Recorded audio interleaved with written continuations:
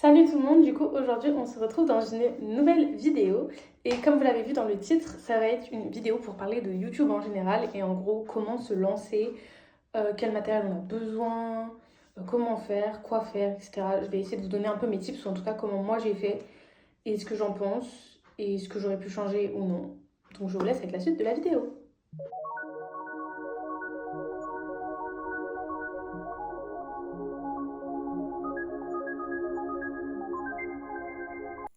Pour commencer, je me suis dit que ça pourrait être bien de parler du matériel. D'ailleurs, si je regarde un peu par là, c'est parce que j'ai mon retour. Donc, voilà. Du coup, le matériel, est-ce qu'il y a besoin d'un ordi, de juste un téléphone, d'une caméra, d'une tablette? Quelle caméra? Bref. Donc, en gros, moi, j'ai un ordi, donc j'ai mon Mac, que de toute façon j'ai pour les cours, mais du coup qui me permet de faire le montage. C'est tout. Je ne filme pas à l'ordi puisque la qualité est horrible. Je crois que j'avais filmé une fois, mais enfin, c'était terrible. Ensuite, donc niveau pour filmer, tout simplement, moi j'ai mon téléphone, j'ai un iPhone 12 mini que j'ai depuis 2 ans à peu près. C'est pas le meilleur, c'est pas la meilleure qualité. Là, je filme avec la caméra arrière, donc ça va. La caméra avant, c'est horrible. Donc c'est pour ça que les vlogs, j'essaye le plus de les faire, mais du coup, je me vois pas, donc c'est un peu compliqué. Mais en vrai, je trouve que la qualité reste convenable. Pour autant, j'avais pour idée, envie de m'acheter un nouveau téléphone. J'ai gagné un concours, comme vous avez pu le voir dans le dernier vlog du mois, et du coup, je vais avoir un iPhone 16, donc on verra d'ici un mois à peu près. La qualité va sûrement évoluer, je pense. Euh, on verra, vous m'en direz des nouvelles. Mais sinon, j'avais quand même pour objectif de m'acheter une caméra, parce que ça reste le rêve. Genre, je me dis, au moins, ça sépare tout ce que j'ai de mon téléphone, parce que moi, j'ai pas un stockage limité, donc après, je dois supprimer les rushs et tout. Enfin, c'est galère. Donc, je me suis dit, acheter une caméra, pourquoi pas. Et c'est vrai que sur les réseaux, la caméra qui tournait le plus, à un moment, c'était la G7X, la Canon. Donc j'avais hésité à l'acheter et tout. Et il y a des packs créateurs aussi qui existent, donc avec le micro ou un trépied ou des trucs comme ça en plus. Mais c'est vrai que ça coûte assez cher, entre 6 et 700 euros, donc c'est un prix quand même. Sinon, j'avais vu la Z1 de chez Sony, c'est un peu un modèle équivalent, mais il coûte un peu moins cher, genre dans les 650. Pareil avec le pack créateur. Et depuis peu quand même, il y a la DJI Pocket qui est un peu en vogue, quoi. On a vu plein de monde, surtout sur TikTok, des reviews et tout. Moi, mon père avait la petite, mais il n'a pas celle qui se retourne et celle où il y a un écran où tu peux voir. Il a l'ancienne génération. Donc, moi, j'ai hésité à acheter celle-là, mais c'est vrai que je trouve qu'elle est très vlog. Donc, je sais pas si ça vaut le coup de l'acheter ou pas. C'est vrai que je la trouve chère, même avec le pack créateur, elle coûte dans les 600 euros. Donc, en fait, toutes les caméras, c'est dans le même ordre de prix, quoi. Donc, c'est assez cher quand même. Donc, pour l'instant, je continue à filmer avec le téléphone. Je trouve que c'est pas mal avec la caméra arrière, ça me suffit pour l'instant. Et on verra aussi sûrement avec l'iPhone 16, ça s'améliorera, je pense. Donc là-dessus, pour commencer en tout cas, pour vous lancer, je vous dirai pas d'investir. Moi, ça fait quand même 3 ans que je filme au téléphone et enfin, je trouve que ça fait le taf. Genre, je suis pas dans la nécessité de mettre 600 euros pour m'acheter une caméra. Là, on a parlé plutôt du matériel, mais du matériel pour l'image, même si ça comprend le son. Mais pour le son, est-ce qu'il y a besoin d'un micro ou quoi? Alors moi, je n'utilise pas du tout de micro. Là, je vous recorde avec le son de mon téléphone et ça fait le taf. Et au pire, au montage, j'augmente le son, tout simplement. Je n'ai jamais testé avec des micros, j'ai hésité à en acheter et là j'en ai acheté, je vais acheter des petits micro-cravates, donc soit que je pourrais tenir, soit que j'accrocherai là, et on verra si ça changera le son, donc ça sera je pense en septembre. Donc en septembre, beaucoup de choses vont changer, vous aurez l'image qui sera peut-être mieux, et le son aussi, donc à ce moment-là je pourrais vous dire, mais j'en ai pas eu la nécessité parce que pour moi, s'il y a un problème de son, en fait ça peut se régler au montage, alors qu'un problème d'image, moins. Donc je pense que c'est moins un problème, la qualité du son, entre guillemets. Ensuite, du coup, c'est bien d'avoir une caméra, un micro ou quoi que ce soit, ou un téléphone, mais ensuite il faut faire le montage. Donc le montage, moi je le fais sur mon ordi, sur mon Mac. Il y a des personnes qui peuvent le faire sur tablette, je pense que c'est aussi très pratique. Moi j'ai un Mac, ça suffit totalement. Et du coup, parlons des logiciels de montage. Donc moi j'utilise que des logiciels gratuits. j'ai utilisé... À un moment, je faisais sur Canva, mais c'est pas du tout pratique. Enfin, en vrai, c'est vrai que vous pouvez ajouter en fait des petites images, des petites animations, donc c'est cool. Mais c'est pas quand même un logiciel fait pour monter des grosses vidéos. À un moment, j'ai fait un vlog qui durait 45 minutes. Enfin, l'application était en PLS.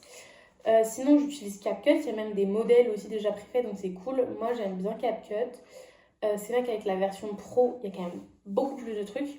Mais la version gratuite me suffit amplement. Tous les montages sont faits avec CapCut gratuit. Et sinon, moi, j'ai accès à la suite Adobe, donc Premiere Pro et After Effects.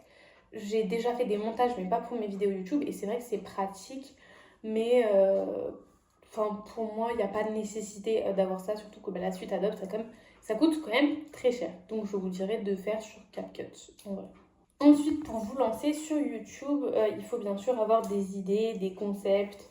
Voilà, alors je pense qu'au début, c'est vraiment facile, entre guillemets, dans le sens où en fait, il y a de l'inspiration partout. Genre, il suffit de reprendre des petits concepts déjà un peu, genre une FAQ, tu présentes ta chaîne, ce que tu vas faire. Les vlogs, c'est un concept très pratique. Donc en vrai, je dirais qu'il n'y a pas trop à se mettre la pression là-dessus sur qu'est-ce que je vais faire, quel type de vidéo ou quel type de concept je pourrais faire, parce que je pense que ça vient assez naturellement. Et si vous avez envie de faire une chaîne YouTube, vous savez déjà en fait ce que vous voulez faire, ce que vous voulez montrer, si c'est plutôt du lifestyle ou si c'est sur un sujet très précis. Enfin, je pense que ça, c'est pas trop un truc à se mettre la pression, en tout cas au début. C'est vrai que moi, genre là, ça va faire 3 ans que j'ai ma chaîne YouTube, donc il y a des moments où je me dis, oh putain, qu'est-ce que je pourrais faire comme vidéo. Moi aussi, ça dépend de votre... j'ai plus le mot. De votre régularité en fait des vidéos, genre combien de fois par semaine ou combien de fois par mois vous voulez poster en fait, puisque ça peut ne pas être un sujet si vous postez qu'une fois par mois. Des idées, du coup c'est pas trop compliqué à avoir, il suffit d'en avoir 12 dans l'année. Donc du coup, justement, en parlant de régularité des vidéos, moi j'ai décidé de poster 2 fois par semaine maintenant. Donc c'est vrai que 2 fois par semaine c'est quand même conséquent. Ça reste beaucoup de vidéos à l'année, puisque une par semaine, ça fait 52 vidéos, puisqu'il y a il y a 52 semaines dans l'année, donc vous faites ça à peu près x2. Donc c'est énorme quand même par an à trouver un nombre de vidéos.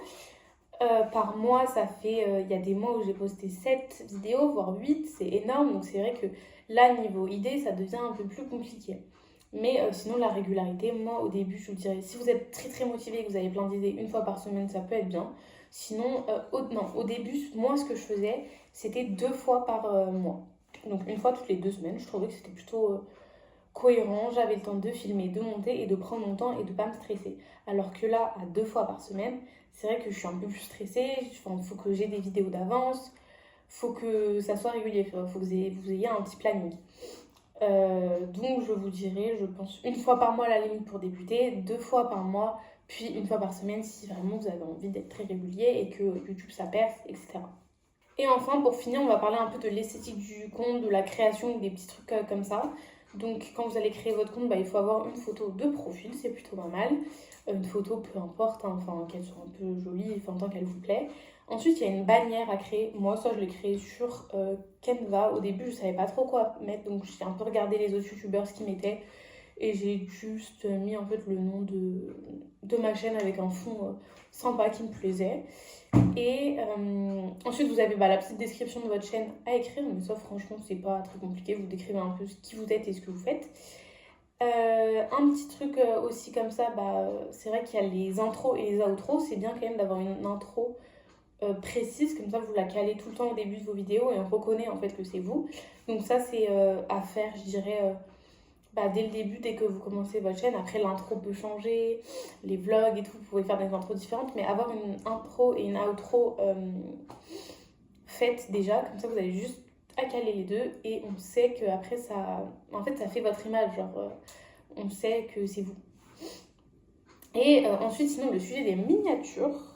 Donc moi, je l'ai fait sur mon ordi, sur Canva, puisque j'adore. En plus, il y a des petits modèles déjà préfaits, donc c'est cool. Et les miniatures, j'adore faire ça. Et je trouve qu'on peut vraiment s'éclater. Et moi, je dirais que les miniatures... En fait, si on est perfectionniste, genre c'est chiant, on se prend la tête et tout. Mais je trouve que c'est le plus cool à faire. Genre moi, vraiment, j'adore faire ça. Et du coup, ouais, Canva, ça suffit totalement pour faire les miniatures. On arrive à la fin de cette vidéo. J'espère que ça aura répondu à toutes vos questions, que j'aurai pu vous aider. Voilà, tout simplement. Après, si vous voulez que je parle d'autres sujets, genre par exemple comment je fais vraiment mes miniatures ou comment je fais mon montage, voilà, enfin un peu les backstage, bah, n'hésitez pas à me dire en commentaire et je pourrais vous faire ça. En tout cas, j'espère que vous avez aimé cette vidéo. N'hésitez pas à liker, commenter et partager. Et moi, je vous dis à la semaine prochaine pour une prochaine vidéo.